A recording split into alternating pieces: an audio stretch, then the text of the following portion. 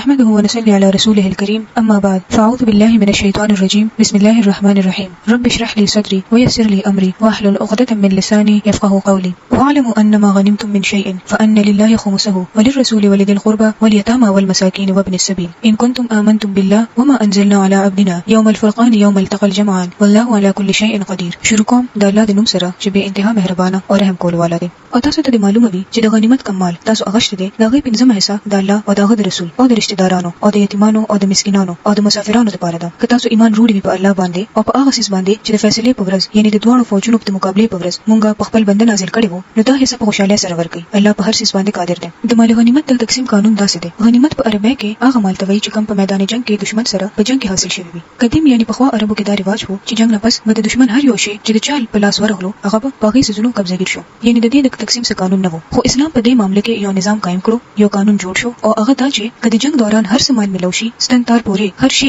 د یو ځای جمع کړي شي او بیا به د هغه باقاعده تقسیم کیږي. او تقسیم به څنګه کوي چې پنځمه حصہ الله لپاره او د رسول او د رشتہ دارانو، یتیمانو او مسکینانو او مسافرو لپاره ده. باقي څلور حصے په هغه خلکو کې تقسیم کول پکار دي چې په جنگ کې حصہ غشتي وي. پکار خدا وو چې کم خلک په جنگ کې شامل وي یا کوشش کړي وي مال د هم هغه ته ملو شي. خو په دې مال کې د نور خلکو حصہ مقرره شو. دا ولې په مال غنیمت کې نور خلکو له حصے ولې ورکړي دي؟ د دې نوم ته دا سبق ملاويږي چې مال کې حقدار صرف د مهنت او د وراثت په بنیاد نه دي. څنور بنیادونه هم دي چې هغه د وراثت او د مهنت د دایره نه بهر دي او هغه دي ضرورتونه. په هر معاشره کې داسې ډیر خلک وي چې هغه مهنت نشي کولی او یا مهنت کوي او خپل ضرورت نشي پوره کولی. داسې خلکو لپاره الله تعالی د مالدارو په مال کې د غریبانو او ضرورتمندو حصہ مقرره کړی دی. د دې قانون په پته لګي چې اسلام کې د ملکیت حق صرف قبضه کول باندې نه دی او دا هم نه چې اتفاقی او شی په لاس درغلو نو باغی قابض شه. د تقسیم لپاره چې بنیاد مقرر شوی دی دا غي پابندي ضروری ده. اذ انتم بالعدوه الدنيا وهم بالعدوه القصوى والركب اسفل منكم ولو تواعدتم لاختلفتم في الميعاد. یاد کړئ هغه وخت کله چې تاسو د غر د لمنې په دې طرف وي او هغه په بل طرف پړاو اچولې وو او قافله تاسو نه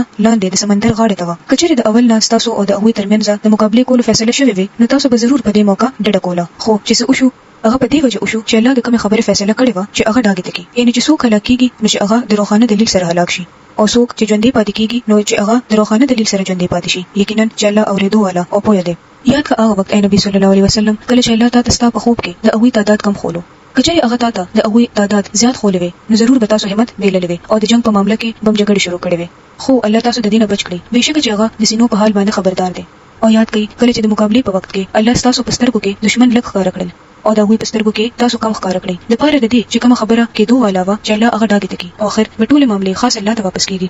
د پاره د دې چې کوم خبره کېدو علاوه چې هغه الله داګه تکي کوم معاملې د دې برعکس و نو مسلمانانو به جنگ ته همت نه وکړي او اخر په ټوله معاملې خاص الله ته واپس کیږي.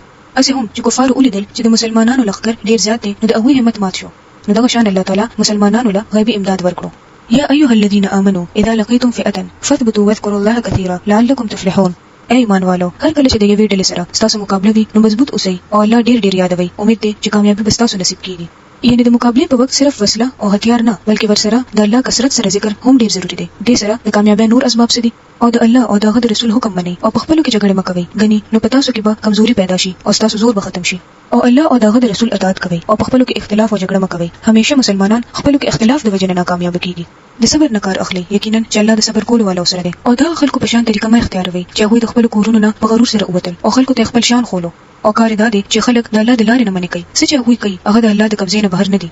چې د چا دار وشوي چې څوک بل څوک د الله د لارې نه منې کوي اشاره ده د کفار قریش طرف ته چې د هغه لخر چې د مکې نه روان شو نو ورسره د سندرو والا غنیزانه وي. ځای په ځای به د رقص او سرور محفلونه کول او شرابونه خو عام وو. نو فرمایلی دي چې مسلمان جنگ له اوزي نو د هغه دا اخلاق نه وي چې د کفارو طریقې سره مشابهت لري. دوی مختلف وي چې کار دا دي چې خلک د الله د لارې نه منې کوي. څه چې هغه کوي هغه د الله د قبضې نه بهر نه دي. لکه خیال وکړئ د هغه وخت کله چې شیطان د خلکو ته خپل عملونه خشته ښکار کړي وو او ورته ویلي و چې نن هیڅوک په تاسو باندې غالب نشي راتلی او دا چې زه تاسو سره یم. خو چې کله دوه ډلې یو بل ته مخامخ شوې نو هغه په شا واپس وګرځېدو او ویل چې زه تاسو مرګري نه یم. زه هغه سوینم چې تاسو یې نه وینئ. زه د الله نه یریږم او الله ډیر سخت سزا ورکول والا دی. کله چې منافقانو او هغه ټول خلکو چې په زړونو کې مرز دي دا ویل چې دا خلک خپل دین لیونی کړی دي. حالکه چې څوک په الله باور وکړي نو بهشکه چې الله ډیر زبردست او حکیم دی. دا خلک خو دین په لیونتوب کې مبتلا کړی دي. یعنی لیونتوب یا د دین په نوم باندې مجنون ویل کېدل خو همیشه نه وو. دا څه نوې خبره نه ده. دا خطا مسلمانانو ته د شروع نه ملاو دي. تاسو ته پته ده چې کله مسلمانانو هجرت وکړو نو خپل کورونه، مال، اسباب او تجارت هر څه مکه کې پریښودل. نو مکی والا د مسلمانانو دشمنانو په هر څه ظالمانه قبضه وکړه او بیا دا مال د تجارت په غرض یوې قافلې سره شام طرف ته روان کړو. مال د مسلمانانو وو، تجارت دشمن کولو. بیا داسې وشو چې دا قافله د تجارت نه پس مکی ته واپس راغله. نو مدینه سره نږدې د دوی لار و. دوی سره فکر شو چې اسنه چې مسلمانان مونږ نه انتقام واخلي او مونږ نه د مال واخلي. په دې خیال هغه د مکې مرګرو ته اطلاع وکړه چې زموږ مدد لراشي. د مکې نه خلک خپل قافله بچکولو لپاره بهر ووتل. بل طرف ته چې مسلمانانو ته پته ولګیده چې د دشمنانو قافله بدلته نږدې تیریږي، نو هغه ورپسې وروته. داسې اتفاق وشو چې قافله د سمندر په خوا کې بچ لاړه مکې ته ورسېده. الله تعالی ته داسې منظور و. الته د مکې فوج راووتو، دلته مسلمانان راووتل. اتفاقا یو جنگ وشو. د دې باره کې الله تعالی فرمایي کچېره د اول نستاسو او د هغوی ترمنځ د مقابله کولو فیصله شوې وي، نو تاسو به ضرور په دغه موقع ډډه کوله. ځکه چې تاسو یعنی د مسلمانانو تعداد ډیر کم وو، خو چې څه وشو یعنی د الله په حکم وشو. هغه په دې وجه وشو چې الله د کومه خبره فیصله کړې و چې هغه داګه تکي. یعنی مسلمانانو تعداد کم وو، د دې باوجود هغه روپ قائم کړی شو او دشمنان یې مروب کړه. او بیا دا چې څوک هلاکیږي د دلیل سره چې هغه ته پته وي چې د دې وجه څه ده. وجه دا ده چې دنیادار خلک په هیڅ قیمت خپل دنیا نشي قربانوله، خو چې د جنت سودا کوي او په آخرت یقین لري، هغه د آخرت لپاره خپل نقصان په اخلاص او په خزړه برداشت کوي. همدا خبره نور خلکو ته جنون او لیونتوب ښکاري، حالکه چې په الله باور کوي نو الله ډیر زبردست او دانا دی. کاش چې دا هغه حالات نه دي شوي کله چې فرشتو کافرانو روحونه قبض کول، هغه د هغه مخونه او شاګانې وهلې او ورته ویل زی اوس د سوزیدو سزا اوسکئ. دا هغه بدله ده چې تاسو خپل لاسونه مخکې لګلې و. غني نو الله خو په خپل بندگانو باندې ظلم کول ولا نه دی. كدأب آل فرعون والذين من قبلهم كفروا بآيات الله فأخذهم الله بذنوبهم إن الله قوي شديد العقاب. دا معاملې د دوی سره هغه شان وشوه لکه څنګه چې د آل فرعون او د هغوی نه د مخکینو خلکو سره دغه سکیږي را روانه ده چې هغوی د الله د آیتونو د منلو نه انکار وکړو، نو الله د هغوی په ګناهونو باندې هغوی راونیول. الله طاقت لري او سخت سزا ورکول والا دی. دا د الله د دې طریقې مطابق وشوه چې هغه کوم نعمت یو قوم ته ورکړي وي هغه تر هغه وخت پورې نه بدلی تر څو پورې چې هغه قوم په خپل عملونه نه بدلی. الله هر څه اوریدو والا او په هر څه پوهه دی. تر څو پورې چې یو قوم خپل عمل بدل نه کړي، چې کوم خلک د الله تعالی انعامات غوښتل غواړي، نو هغه لپاره الله اصول ورکړي دي چې د خپل خلکو په اصلاح د خپل طاقت استعمال کړي. ځکه چې کوم خپل ځان نه بدلی، نو الله تعالی هم دا وی حالت نه بدلی. موږ د اول قومونو حالات او واقعیات لوستي دي، نو هغه نه دا پته لګي چې ځان چا بدل نکړو، هغه د الله تعالی په عذاب کې راغلي دي. دا د الله د دې طریقې مطابق شو چې هغه کوم نعمت یو قوم ته ورکړي وي هغه تر هغه وخت پورې نه بدلی تر څو پورې چې هغه قوم په خپل عملونه نه بدلی. الله هر څه اوریدو والا او په هر څه پوهه دی. د آل فرعون او د هغوی نه د مخکینو قومونو سره چې څه وشو هغه د دې قاعده مطابق وو. هغوی د خپل رب آیتونه دروغ وګڼل، بس د هغوی نه مونږه د هغوی د ګناهونو په بدله کې هغوی هلاک کړل او آل فرعون هم غرق کړل. دا ټول ظالمان خلک وو. ان شر الدواب عند الله الذين كفروا فهم لا يؤمنون. بشک دا الله په نس د ځمکې په سر په ګرځېدو والا مخلوق کې د ټولو نه بدتر خلک هغه دي چې د حق منلو نه انکار وکړو او بیا په هیڅ طریقه د هغې قبولولو ته تیار نه دي. خصوصا په هغوی کې هغه خلک چې د هغوی سره تا معاهده وکړه او بیا هغوی په هر موقع خپل وعده ماتوي او یو ځره د الله نه یره نه کوي.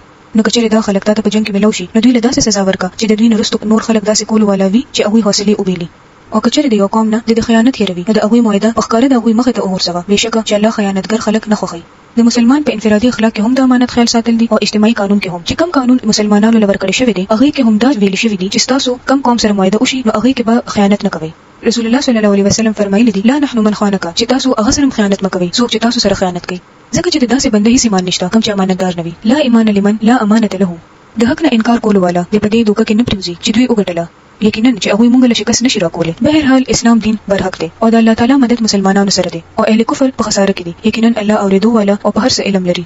فاعدوا لهم ما استطعتم من قوة ومن رباط الخيل ترهبون به عدو الله وعدوكم وآخرين من دونهم لا تعلمونهم الله يعلمهم وما تنفقوا من شيء في سبيل الله يوفى إليكم وأنتم لا تظلمون.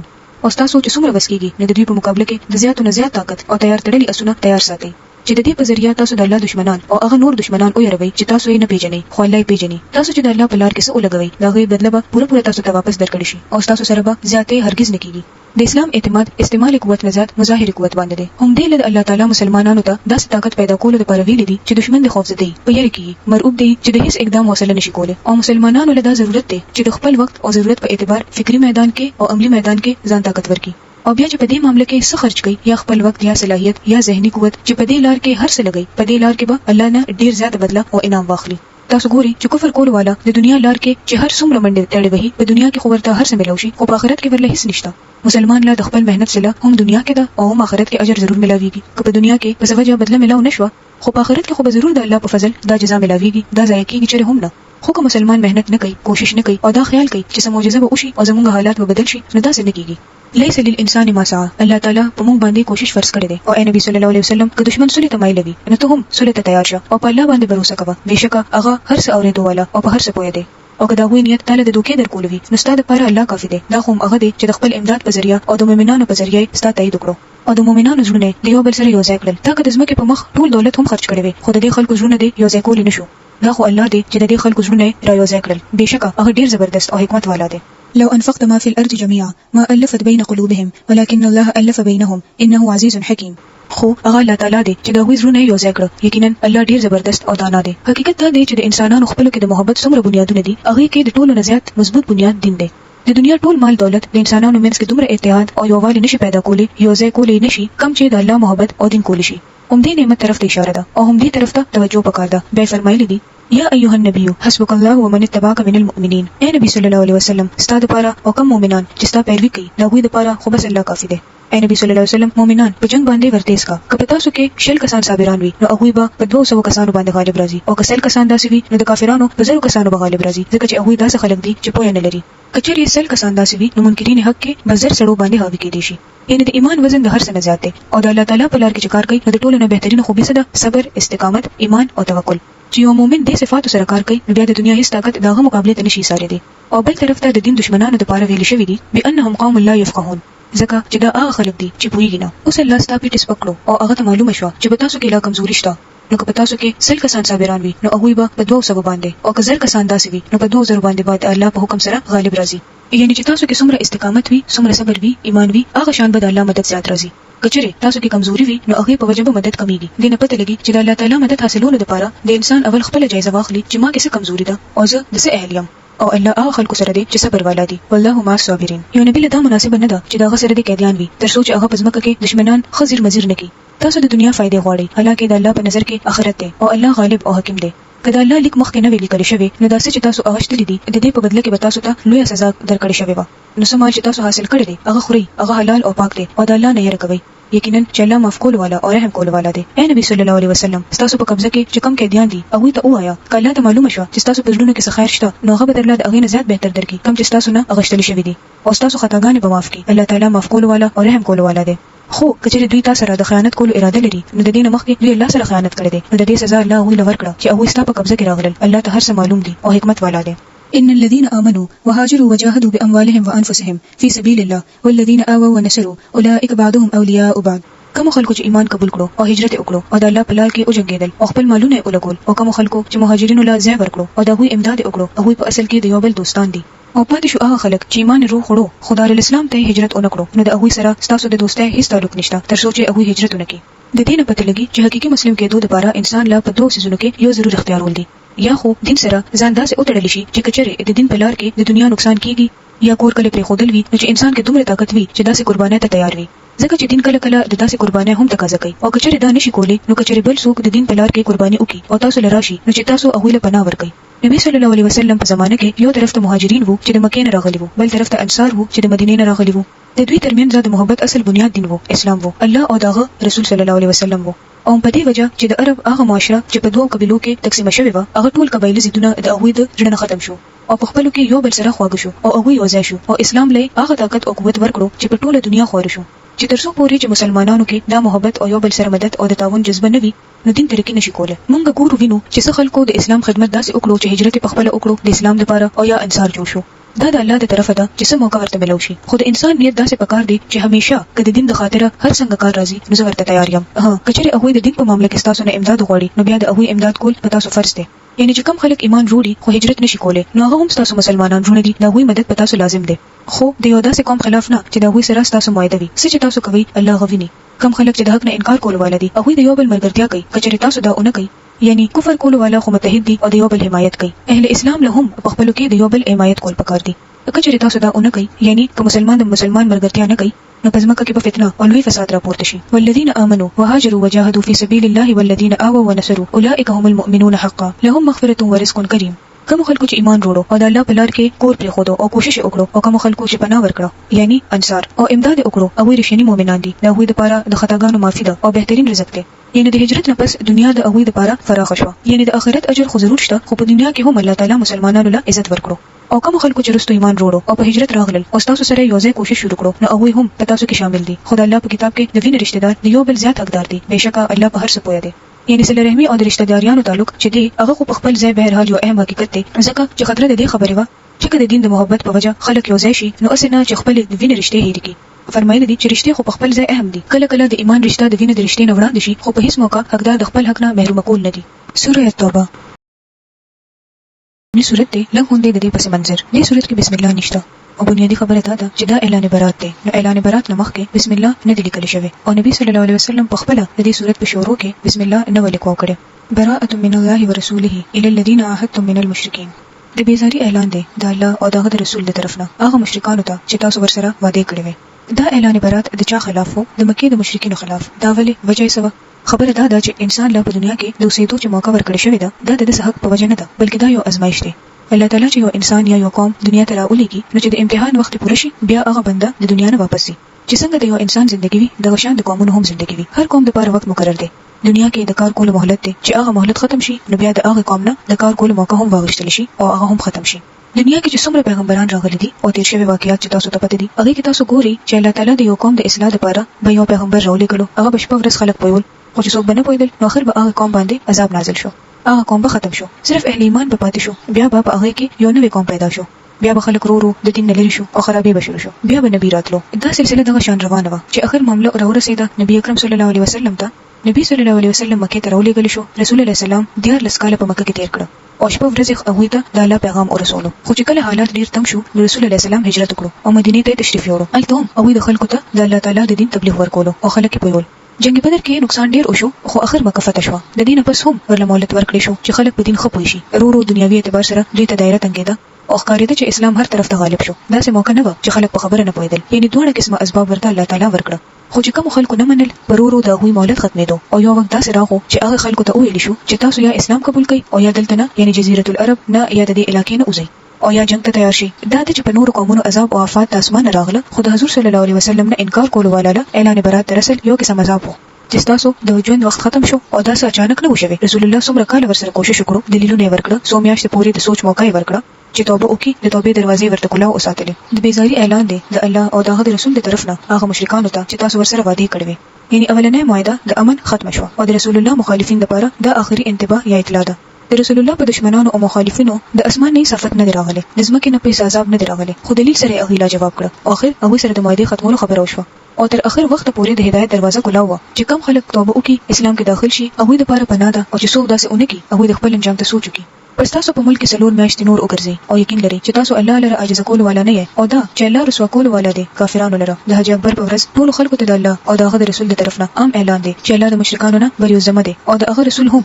اوس که تاسو توبه وایستله نو تاسو لپاره بهتره ده او کوم خم وړولو نو پوه شئ چې تاسو الله لره عاجز کول والا نه یې او نبی صلی الله علیه وسلم انکار کول والا ته د سخت عذاب زیر وروه بغیر د هغه مشرکانو نه چې هغه سره تاسو معاهده کړې دي او به په خپل وعده پوره کولو کې تاسو سره څه کوتای نه کړې او نه تاسو خلاف د چا سره امداد کړې دي نو د تاسو خلکو سره تاسو هم د خپل نیټه پوره وعده پوره کړئ.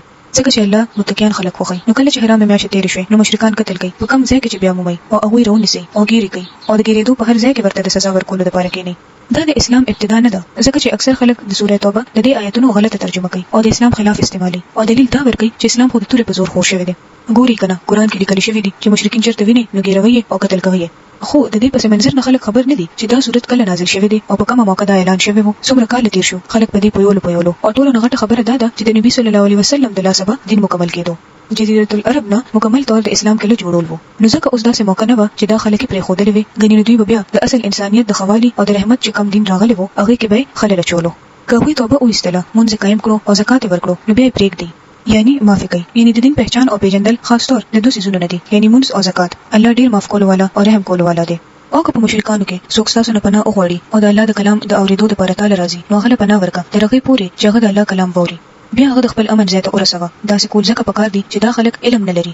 یعنی د اخري انتهایی وارنینګ یعنی خبرداري نه پس هم که کم وخت هم د الله د دین معلومولو لپاره د الله تعالی کلام اوریدل غواړي نو هغه موقع ورکړي مهلت ورکړي. هغه موای د مسلمان کار تر اخره پورې سدي د الله کلام نور خلکو ته رسول. د مسلمان دا کار نه دی چې جنگ کوي او خلک ختمي بلکې دا کار دی چې د انسانانو د بلای او د خیګړې کارونه کوي او جنگ صرف د سرکشي ماتولو یعنی ختمولو لپاره وي خلکو ته د نقصان رسولو لپاره نه وي. تاسو ګوري چې د اسلام تبلیغ څومره اهم دی. په اخر موقع هم د الله پیغام رسولو کې بجلتی کې بے پروايي بنه کې د دې مشرکانو لپاره د الله او د رسول په نس وعده اخر څنګه کې دي شي بغیر د هغه خلکو نه چې تاسو ورسره د مسجد حرام په خوا کې معاهده کړی و. نو تر څو پورې چې در سره هغه سیده چلیږي نو تاسو هم ورسره سیده چلیږئ ځکه چې الله متقین خلق خوښي. تر څو پورې چې هغه تاسو سره سم وي تاسو به هم ورسره سم یې چې هغه خیانت نه کوي نو تاسو به هم معاملات خساتئ. خو د دې نه علاوه د نور مشرکانو سره به واده څنګه وشي چې د هغه د حال دی چې کله تاسو باندې قابو بیا اومنتلو نو به د خپل ولی لحاظ وکي او نه به د معاهده د ذمہواری هغه په خلو باندې تاسو د راضي کولو کوشش کوي خو دا هغه زړه انکار کوي او په هغه کې زیات خلک فاسقان دي. هغه د الله د آیاتونو په بدله کې لکشن قیمت قبول کړو، بیا د الله په لار کې د بندیز لپاره ودرېدل. ډیر خراب کارونه وو کم چې بدوی کول. د مؤمن په معاملې کې نه دوی د خپلولي لحاظ کوي او نه د سبادي د ذمہواری او زیاتې همیشه د دوی د طرف نشوي دي. نو کچره دوی توبه وباسي او مونږ قائم کی او زکات ورکي، نو تاسو دیني جوړه دي. کوي توبه وکي، مونږ قائم کی او زکات ادا کی، بیا هم هغه د شرطونه توبې نه پس د دین عملی ثبوت او د پوهه خلکو لپاره مونږ خپل حکمونه واضح کوو. او که د دې وعده کول نه رسټو دوی بیا خپل قسمونه مات کی او تاسو په دین باندې حمله شروع کی، نو د کفر د علمبردارانو یعنی مشرانو سره وجنګيږي، ځکه چې د دوی قسمونه له هیڅ اعتبار نشته. شاید بیا د توري په زور سره باغوي منشي. الا تقاتلون قوما نكثوا ايمانهم، آیا تاسو به داسې خلکو سره نه جنګيږئ چې هغه خپل وعده ماتي او هغه قصد کړي وو چې رسول به د ملک نه وباسي او اول ذاتي کول والا هم هغه وو؟ آیا تاسو د دوی نه یریږئ؟ که تاسو مؤمنان یې نو الله د دې ذات حقدار دی چې داغه نه یریږئ. د دوی سره جنگ وکړئ، الله به تاسو په لاس دوی له سزا ورکړي او دوی بخوار او ذلیل کی او د دې په مقابله کې به تاسو امداد وکړي او د ډیرو مؤمنانو ژوند به یخ کی او د هغوی د ژوند توبه سوړ کی، ځکه چې هغه خلکو سره ډیر ظلم او زیاتې شوی وو او چې چاله خوښ شي هغه به د توبې توفیق وکړي. الله په هر څه پوهه او حکمت والا دی. ایا تاسو دا خیال دی چې تاسو به هم دغه څه پرې خودلی شي؟ حالکه الله خو لا دا نه دی لیدلی چې په تاسو کې هغه خلک څوک دي چې هغه د الله په لار کې سخت مهنت وکړو او د الله او د رسول او د مؤمنانو نه علاوه بل څوک ځان له دوست نه کړو. څه چې تاسو کوي الله دا غي نه خبر دی. ایا تاسو دا خیال دی ام حسبتم ان تتركوا ولما يعلم الله الذين جاهدوا منكم ولم يتخذوا من دون الله ولا رسوله ولا المؤمنين وليجا؟ ایا تاسو دا خیال دی چې تاسو به هم دغه څه پرې خودلی شي؟ حالکه الله خو لا دا نه دی لیدلی چې په تاسو کې هغه خلک څوک دي چې هغه د الله په لار کې سخت مهنت وکړو او د الله او د رسول او د مؤمنانو نه علاوه بل څوک ځان له دوست نه کړو. چې تاسو کوي الله دا غي نه خبر دی. په دې دنیا کې چې انسان د خپل ژوندۍ یو مقصد جوړ کړي، نو د هغه حاصلولو لپاره اول شرط دی جدوجہد کول. د خلکو د ژوند مقصدونه مختلف دي. مثلا د چا مقصد د مال ډیر زیات مالداري، نو هغه لپاره هغه صرف تمنا او کوشش نه کوي، بلکې د هغه لپاره کوشش کوي جدوجہد او مهنت کوي. د چا خواهش وي د ډیر خکور، نو هغه د هغه لپاره کوشش کوي مال جمع کوي، ډیر خنکشه ول جوړي او ټول پروګرام ول برابري، نو الګ کار شروع کوي. نو دا څه خو نشي کېدی چې دې کار کې به هیڅ مشکلات نه راځي. ضرور به مشقت کول غواړي. چې د کم بنده خپل اراده صحیح وي هغه خپل سفر جاری ساتي او د لارې د مشکلاتو نه رسټو کیږي تر هغه چې خپل منزل ته ورسي. هم د دې کوشش نوم جهاد دی، یعنی د جهاد لفظي معنی عمده ده. دغه شان په دین کې جهاد څه دی؟ الله تعالی راضي کول. چې یو انسان د خپل ژوندۍ دا مقصد جوړ کړي چې په دې دنیا کې به عزت سره په اسلام عمل کوي، اسلام له او مسلمانانو له عزت او طاقت بغټي، نو د دې لپاره هغه مقصد ذهن کې ساتي او فورن جدوجہد شروع کړي چې څنګه خو مسلمان جوړ شم. د دې لپاره هغه کوشش شروع کړي او د الله پیغام په دنیا ته څنګه رسوم، د دې لپاره کوشش شروع کړي. نو په خپل ژوندۍ کې او په خپل معاشره کې د الله پیغام رسول غواړي، د الله په دین باندې په خپل عمل کول غواړي او نور ته هم رسول غواړي، نو د دې لپاره هغه کوشش کوي. نو دا غلار کې ډېر مشکلات راځي. بعضې مشکلات د انسان خپل د نن نه پیدا کیږي او هغه کار ورته ګران ښکاري او انسان بې آرامه کوي، پریشان کوي. څه څیزونه د رشتہ دارانو د طرف نه وي او بعضې د معاشرې د طرف نه قسم قسم خبرې اوري. کله خو عملی طور د تکلیفونو نه تیریږي، د نور او د لوګي او د تندې هر قسم مشقت، خپل آرام او خوشحالي او نور څه قسم جذبات قرباني ورکول غواړي. چې داسې وخت کې کم بنده په خپل اراده کې مضبوط وي، هغه د هر مشکل نه پریشان کیږي نه او هر ممکن کوشش کوي او خپل منزل ته ځان رسوي. او یو مومن تر مرګ پورې د جهاد په کیفیت کې وي، ځکه چې هر طرف ته ورته مشکلات وي. اصل کې جهاد هم د دې جدوجہد نوم دی چې د الله لار کې څه مشکلات وي دا غي د لری کولو کوشش کاغه په خپل جبوي، کله لاس وي، کله قلم وي او کله تور وي او کله هر څه، یعنی چې خپل ټول قوت سره ټول بندیزونه لري کی چې کوم د الله په لار کې حایل کیږي تر هغه چې انسان خپل منزل ته ورسي. که یو بنده د الله په لار د تلو خواهش او تمنا کوي خو کوشش ورلنه کوي، نو دا تمنا هغه جنت ته نشي رسوله. او چې د مشکلات نه یری نه چې مقصد پری دي همت او بیري، دا څه خلک نشي کامیابې دي. دغه شان آخرت لپاره د منزل ته رسیدو لپاره انسان به د همت او کوشش نه کار اخلي. دلته تاسو ګوري چې یو خاص شرط بل هم لګول شوی دی چې د الله په لار کې کوشش کول والا الله سره د رسول صلی الله علیه وسلم سره او مؤمنانو سره دوستی کوي، د دین علاوه نور سره د زړه دوستی نه کوي. په دې لار کې یوازې تک هم مشکل دی او کله د نور سره تلل هم ډیر ګران وي. په دې کې بیا قربانیان دي، یعنی د جنت لار دومره اسانه نه ده. د جنت لار د ډیرو تکلیفونو نه ډکه ده او د نفس د مرزۍ نه خلاف ډیر کارونه کولو نه ډکه ده. چې کوم بنده په دې معاملې کې کمزور شو هغه بیا خپل منزل ته نشي رسیدي، ځکه الله تعالی فرمایلی دي ام حسبتم ان تتركوا، تاسو څه دا خیال دی چې اسه به توراتو شي نو جنت ته ورسئ؟ تاسو به اسه پریدي چې الله نه دی لیدلی چې تاسو کې څوک جهاد کول والا دي او د جهاد اخري منزل کې تال دي. جهاد صرف د جنگ نوم نه دی، د دین اول د ټول کوشش نوم جهاد دی. او ضروري نه ده چې د هر بنده ته په ژوند کې د قتال موقع راځي. ډیر خلک د قتال کولو نه بغیر هم په جهاد کې د دې دنیا نه ځي، ځکه الله فرمایي چې تاسو د زړه حال وګورئ چې زیات اهمیت څه دی، د الله تعالی او د رسول صلی الله علیه وسلم او د اهل ایمان یا تاسو د محبتونو مرکز نور څوک دي، ځکه چې د خپل مقصد دشمنانو سره به د زړه محبت نه ساتي. والله خبير بما تعملون، الله با خبره دی چې تاسو هر څه عمل کوئ او څه کوشش کوئ. ما کان للمشرکین ان یعمروا مساجد الله، د مشرکانو دا کار نه دی چې هغوی د الله د جماعتونو محافظان او خادمان جوړ شي، په داسې حال کې چې هغوی په خپل ځان د کفر گواهی کوي. اوس چونکې د مکې نه د هغه خلکو رخصت کېدل وو چې کوم د خانه کعبه مجاور جوړ شوی وو، فرمایلی دي چې اوس د الله کور ته د تاسو غوندې خلکو ضرورت نشته، ځکه چې تاسو هم الله سره شرک کوئ. الله تعالی تاسو نه د خپل کور خدمت اغشتل نه غواړي، د هغوی ټول عملونه ضایع شو. ځکه چې شرک سره که څوک د بیت الله تعمیر کوي یا د هغې صفایي یا نور خدمت کوي، نو هغه عمل د هغوی قبول نه دی. او په دوزخ کې به وي همیشه اوسېږي. د الله د جماعتونو آبادولو والا یعنی محافظان او خادمان خو هغه خلک کې دي چې په الله او په ورځ د آخرت ایمان وروړي او مونږ قایموي او زکات ورکوي. تاسو ګورئ چې په دې صورت کې بار دوه سيزونو طرف ته توجه ده چې د دین په مظاهر کې یعنی په فرایض کې دي مونږ او زکات او د الله نه بغیر د بل چا نه یریږي. هم د داسې کسانو په حق له دا امید دی چې په سیده لار روان وي. آیا تاسو حاجانو ته اوبه ورکول او مسجد حرام خدمت کول دا غسړي د کار په شان برابر ګڼل دي چې هغه په الله او په ورځ د آخرت ایمان وروړو او د الله په لار کې سخت مهنت وکړو؟ یعنی چې د مسجد آبادی یا خدمت یا آرایش نو دا ټول د نیکه کارونه دي. خو د دې نه زیات د نیکه کار څه دی؟ الله او آخرت باندې ایمان سره سره جهاد فی سبیل الله او صرف د جماعت خدمت لا یستوون عند الله دا دوه کارونه د الله په نس برابر نه دي. حالکه دوه د نیکه کارونه دي خو مسجدونه جماعتونه خو ال بابادیږي کنه چې خلک د الله په دین کې داخل شي او بیا د الله په دین باندې عمل کوي. که په دین باندې عمل کول ولا خلک نه وي نو جماعتونه به بیا آباد شي. هم دې لپاره جهاد فی سبیل الله یعنی د الله د دین خدمت او تبلیغ او تعلیم کې تل پوری کوشش درجه به درجه دا ټول څه لپاره دي چې دا کورونه دی آباد شي. چې تاسو صرف د دې مجاوران شي او مخکې سوچ نه کوئ نو یو وخت په داسې راشي چې جماعتونه مسجدونه بخالي شي. تاسو وګورئ چې بعضي مذهبونو لکه یورپ کې چې دي هغه به شمار چرچونه خرڅ شو چیرته لایبرریانې جوړې شوې بعضو کې جماعتونه ځکه چې خلکو ټول دولت او کوشش په دې ولګولو چې ډېر لوی غټ عمارتونه جوړ کړل خو حقيقي مانو کې خلک دین طرف ته راغب نه کړل. نتیجه دا شو چې هغه عمارتونه خالی او بیکاره شو چې د هغه سمبالیدل ګران شو. نو اوس ته ځان خلاصي او خرڅي دا د دین په سپایده نو د دې لپاره چې الله کوم سیس اهم کړی دی او د نیکه افضل ترين درجه دا ده چې د الله په لار کې هر وخت متحرک اوسئ یعنی جدوجہد کوئ. بعض خلک چې د جهاد نوم واوري نو مطلب ته اخلي چې قتال. جدوجہد د ژوند کې یو هلچل او حرکت نوم دی. یو وی د جمود زندگی چې بس دا چې مونږ وکړو تسبیح وکړو او دشو او بل دا چې په دې عبادت کې ځړه مطمئن نه وي وای چې نور څه کوشش وکم څه از د کم څه زیات نه کېانه وکم. تاسو سره دا فکرې چې کور کې بچي او تاسو رشتہ داران او همسایه او اسلامي معاشره او صرف د اسلامي معاشره نه غیر اسلامي معاشره هم تاسو سوچ کې راځي چې دا خلک هم زما په شان انسانان دي چې د نور ګرمي نشم برداشت کولای نو د جهنم هور په څنګه برداشت کیږي.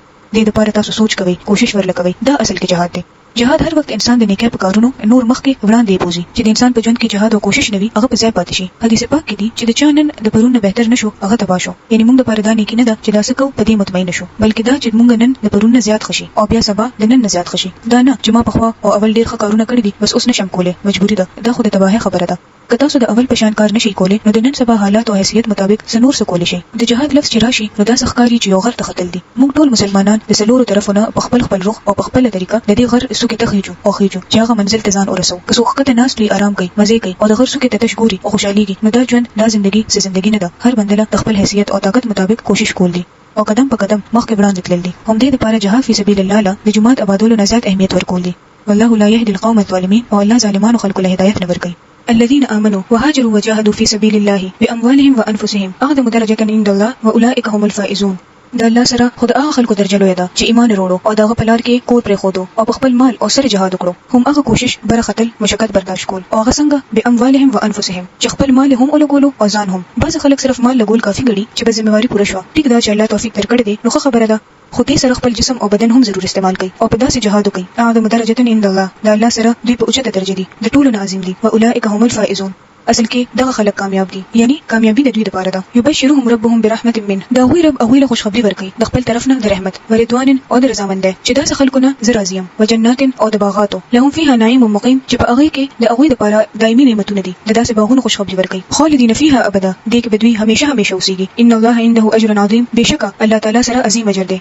چې تاسو څومره کوشش هم کوئ هم دومره به اوچت سي او بلندي به ملاويږي. یا ايها الذين امنوا اي خلکو چې ایمان امروړي دي لا تتخذوا اباءكم ما جوړوي خپل پلار نکونه او اخوانکم او خپل رونه اولیاء خپل فریق او د زړه دوست ان استحبوا الكفر على الايمان کچره هغه کفر له ایمان ترجیح ورکړي د ایمان نه کفر زیات خوخي نو تاسو به هغه سره د زړه تعلق مساتئ. ومن يتولهم منكم او چې تاسو کې څوک دوی سره دوستي جوړي فاولئک هم الظالمون نو دغه خلک ظالمان دي.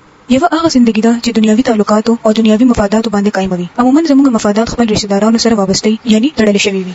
او یو هغه زندگی ده چې د ایمان په بنیاد قائموي. د وینې رشتې او د ایمان رشتې چې انسان کم شي د زندګۍ بنیاد جوړي نو زړه هم هغه طرف ته ځي. د وینې د رشتو خپل اهمیت دی خو چې د رشتو کې ایمان پاتې نشي نو د ایمان بیدارولو لپاره کوشش وکړئ. تاسو ګورئ چې دنیا هغه خلکو ته ملاويږي چې څوک دغه لپاره کوشش کوي. همدغه شان آخرت به هم دغه خلکو په حصہ کې راځي چې څوک دغه لپاره قیمت ورکړي. چې کم خلک د آخرت د خاطره د نور سيزونو قرباني ورکړي هم هغه کامیاب دي. چې تاسو کم سيز له اهمیت ورکوي نو تاسو محبتونه تاسو مال تاسو ذات هر څه بیا هم هغه طرف ته لاړ شي. قل ان كان اباؤكم وابناؤكم واخوانكم أنفسكم وأزواجكم وعشيرتكم وأموال اقترفتموها وتجارة تخشون كسادها ومساكن ترضونها أحب إليكم من الله ورسوله وجهاد في سبيلي فتربصوا حتى يأتي الله بأمره والله لا يهدي القوم الفاسقين. اے نبی صلی الله علیه وسلم ورته وایا چې تاسو پلاران او تاسو زامن او تاسو رونه او تاسو خزه او تاسو خپلوان او تاسو هغه مالونه چې تاسو ګټلې دي او تاسو هغه کاروبار چې داغه نه چلیدو تاسو سره یې روي او تاسو هغه کورونه چې تاسو خوښ دي تاسو ته د الله او داغه رسول او داغه په لار کې د جهاد کولونه زیات خوښوي نو انتظار کوي تر هغه پورې چې الله خپل فیصله تاسو مخه ته وړي او الله فاسقانو خلکو ته هدایت نه کوي. دلته اصل کې اهل ایمان به ضرور دي. تاسو ګوري چې دلته هم د جهاد خبره کیږي. بعض عالمانو جهاد د دین یو رکن ګرځول دي څنګه چې مونږ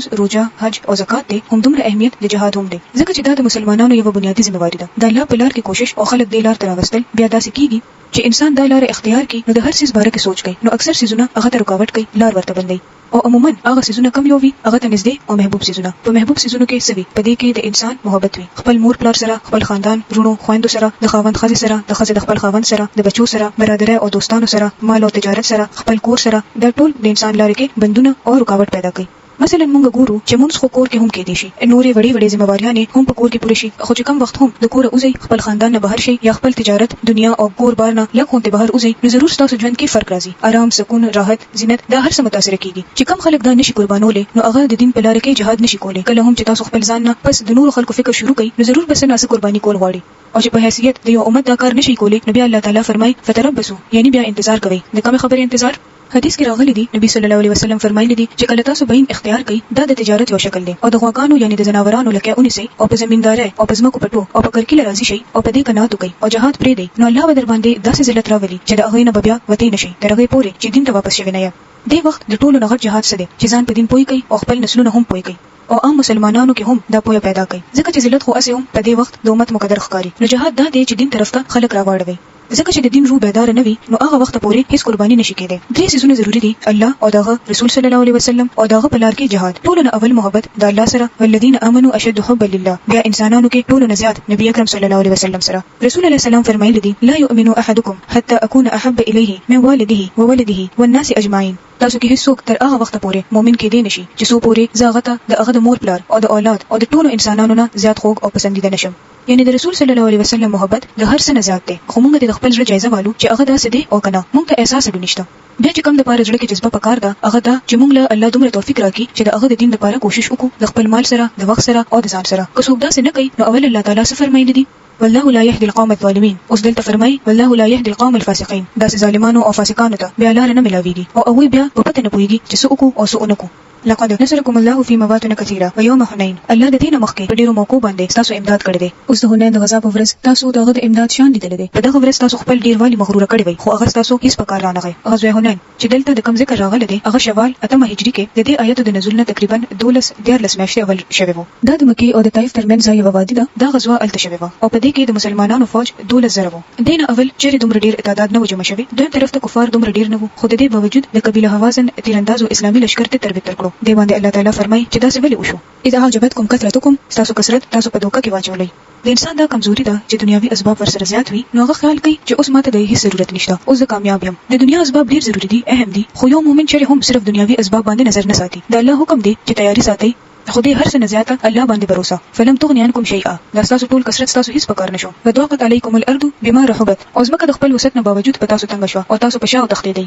بیا الله خپل تسکین په خپل رسول باندې او په مؤمنانو باندې نازل کړو او داسې لخرې راولېږلې چې تاسو ته په نظر نه راتلې او د حق نه انکار کولو والو ته سزا ورکړه ځکه چې عمده بدله ده د خلکو لپاره څوک چې د حق نه انکار کوي. بیا تاسو دا هم لیدلې دي چې په دې طریقه د سزا ورکولو نه وروسته د الله چې چاله خوخوي هغه له توبې وستلو توفیق هم ورکړي. الله معاف کولو والا رحم کولو والا دی.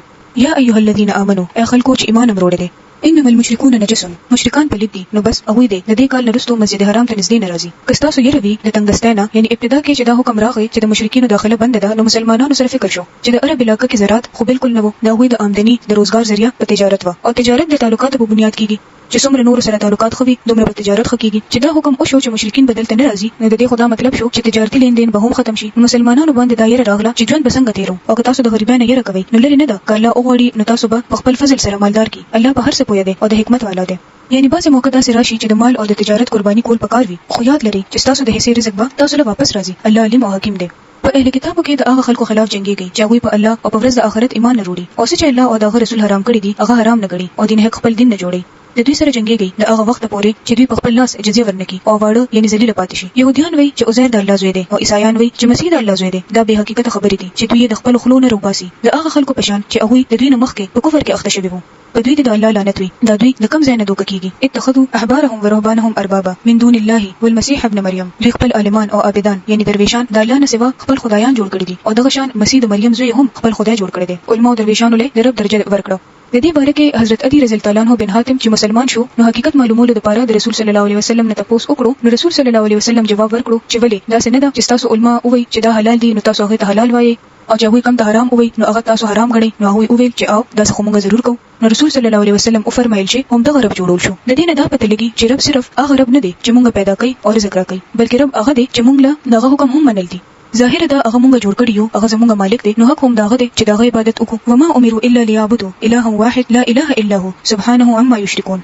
حالکه دوی ته د یو معبود نه علاوه د بل چا د بندګۍ کولو حکم نه وشوي. هغه ذات چې داغه نه بغیر بل څوک د عبادت لایق نشته. هغه پاک دی د شرک د هغه خبرونه کوم چې دا خلک کوي. دا خلک وړي چې د الله رڼا د خپل خلو په کومړه کې خو الله د خپل رڼا د مکمل کولو نه بغیر بل څه منلو والا نه دی. اگر چې د کافرانو خو خنوي هغه هم الله دی چې خپل رسول د هدایت او د دین حق سره را لېږل دي چې دا دین حق په ټولو دینونو باندې غالب کی. یعنی اسلام هغه واحد دین دی چې کوم په تاریخي تور معتبر دین دی او د ټولو په مقابله کې مضبوط بنیاد لري. تاسو ګوري چې نن سبا امت څومره مشکلاتو کې دي خو بیا هم خلک اسلام طرف ته روان دي، اسلام ته مایل کیږي. د دې بنیادی وجه هم دا ده چې علمي اعتبار او د دلیل په اعتبار نن هم په ټولو دینونو باندې اسلام ته غلبه حاصله ده. په یو مذهب کې هم هغه بنیاد نشته کوم چې اسلام سره دی. یعنی 1400 کالونه په دې کتاب کې هیڅ قسمه تبدیلی نه ده شوې. د رسول الله سلام سیرت محفوظ دی، حدیث محفوظ دی.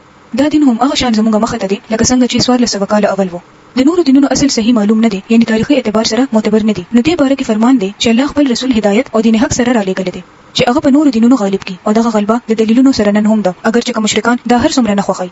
یا ایها الذين امنوا لدې اهل کتابو د اکثر عالمانو او عابدانو یعنی درویشانو دا حال دی چې هغه د خلکو مالونه په باطله طریقه خوري او خلک د الله د لارې نه منې کوي. د درناکې سزا زیر ورکا هغه خلکو ته څوک چې سره زر او سپین زر جمع کوي او د الله په لار کې نه خرج کوي. یو ورځ براشي چې په دغه سرو سپینو باندې به د دوزخ اور بل کړی شي او په هغه به د دې خلکو تندي ډډې او شاګانې دغه لیکيږي. دا د هغه خزانه چې تاسو د ځان لپاره جمع کړې و نو اوس د خپل جمع شوی دولت مزه اوسکئ. کنز هغه مال ته وای چې زکات نه ادا کیږي چې د الله حق ته نو باسل کیږي. چې د الله ورکړي مال نه د الله حق نو باسي او د بنديانو حق نه ورکړي نو دغه مال په ګرمۍ او انسانان به د قیامت په ورځ سوځي. ان عدة الشهور عند الله 12 شهرا في كتاب الله.